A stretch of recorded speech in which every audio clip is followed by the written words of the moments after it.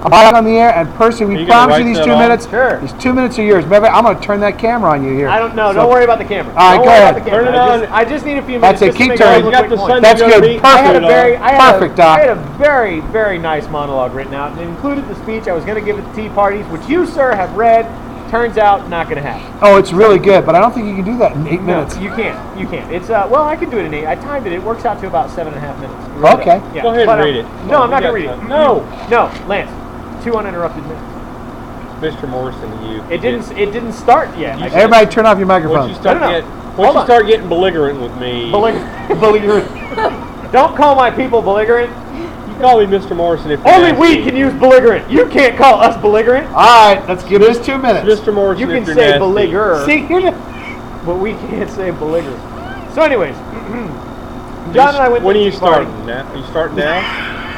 Okay. Do you really want to do this? Do you really want to get down like this? I want to go home at some point, No. please. Why? Yeah, like what do you gotta wrap have to this- do, Brooke? Give us a break. You got to go check your iPhone and fall down some stairs. What the hell? Go she ahead. needs to check it Go in ahead. a venue. It's It's more all fun yours. checking it at home. Okay, Percy, right after this sentence, I'm not saying anything else. Doubt it. Okay, so John and I went to the tea party this weekend, and there's a couple of things that have been brought up about the tea parties that I'd like to clear up. What is it? Revenge is sweet. Go on. The only problem is I'm not pissed off about him interrupting my segment. I actually would like to hear. Sure. I actually would like to hear about your experience at the tea party. Go ahead. Oh, it was a great Are you time. done? It was a big Are you old party. finished? No, It was a go on. huge You're not finished. shindig. Seriously, we got to give this 2 minutes. Seriously. 2,000 people came out to the. Oh, now we're courthouse serious. steps. Yeah, we're getting serious now. We're totally serial. A few thousand people came out to the courthouse steps downtown Charleston to attend the Tax Day Tea Party protest, and there's a couple things that have been put out about the tea parties that continue to be put out, and a couple of opinions that I'm not a fan of, so I wanted to clear a couple things up. This weekend on Hardball, I think with Chris Matthews, they referred to tea partiers, and particularly Glenn Beck, Sarah Palin, Rush Limbaugh, as seditious, and I can't agree with that. So I heard that. yeah, a couple arguments or criticisms that have been leveled against. I don't know what that means. Right. The first one is that the Tea Party is anti-Obama. It's not specifically anti-Obama. It is what Obama represents. No, hold on. It is what Obama represents, right? He is the guy at the wheel. It's depending on what the word is means. Thanks, Listen to me. Lance. Mr. Morrison. It is, but now it has become more. Hold on, just 1 second. It has become more about what Obama represents and what his government is doing than it has become about let's be anti-Obama. I can't even begin to tell you how many people there were dissatisfied with with what the Bush administration had done, right? And so the concept that this is specifically directed at one guy is false. It is, sure, he's the guy, and there's a lot of focus on him, but it's not specifically Obama this, Obama that with everything we say. Also, there's that whole racism criticism, right? And now, John, say again? Go on. Did you see anything that would be labeled as racist? Nothing. Okay, well, I didn't either. And I got to tell you, when I go, I look for it. Absolutely, because it would be anything that was racist that was actually put out would definitely be used against the Tea Party. So if somebody said something racist, if somebody brought a poster that was racist, you can bet that would be all over the news. So I didn't see anything there. They actually had one gentleman who was African American, and his best line was, "Freedom doesn't know color." And so he was actually the best speaker of the whole group. Actually, they had two speakers. Did it say freedom doesn't know color or freedom don't be knowing no color? Oh my God, I hate you. I just want to say, I can't believe if you were at the Tea Party and Mark you didn't Richards is here. get a chance to see your photograph, you can look it up online at obamairs.gov. You know what I love No, about it's very true. That's the doctor one more time. There That's you the go. doctor from North Dakota. Well, you'll know where to find it. But I loved okay, it when he opened his segment with "I can't begin to tell you," and I was thinking, well, that's exactly what we were hoping for.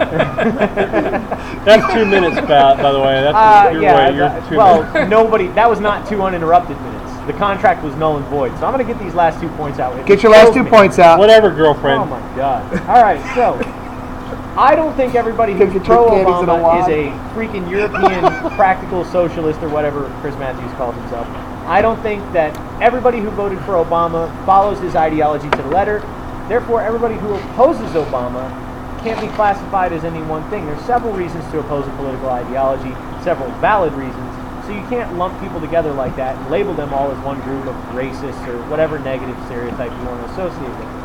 Also, they're not short on numbers, right? We heard. What is the position on the flat tax? With the Tea Party people. Are you talking flat tax or fair tax?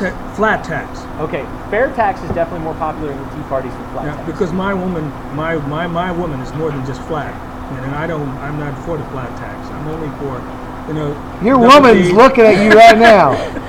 Hey, you keep your woman out of this, and we'll. Never mind. I didn't. Yeah, Brooke. What do you think about guns now?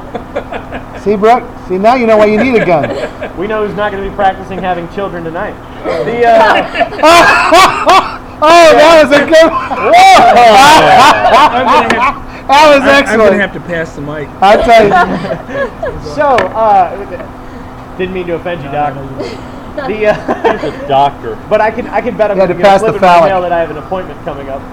Yep.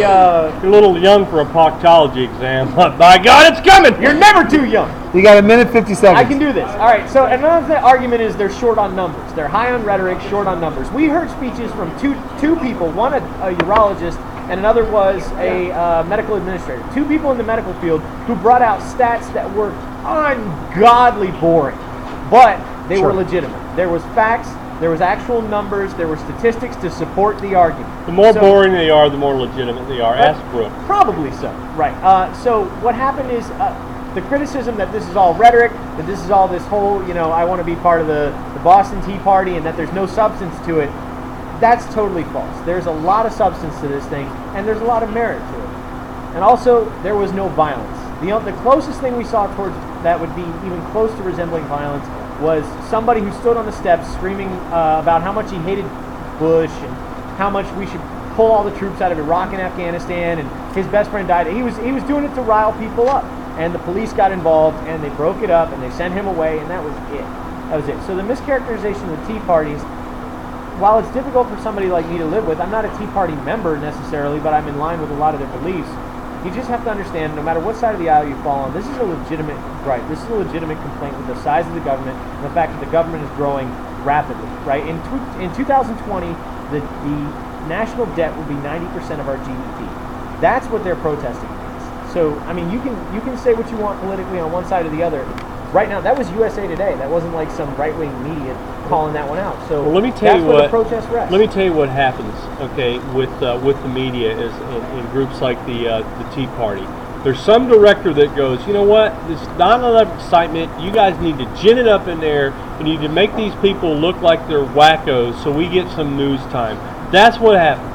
You got to make them look like wackos? Mainstream media. Yeah, you don't have to make them look like anything. I was there. Bitches, they're all going down. I am wacko. Anyway, that's our political segment. We'll be right back with the conclusion Well, I to had the last colbertradio.com. word for a change. Yes, you Jay. did. Yeah. Yes, you did.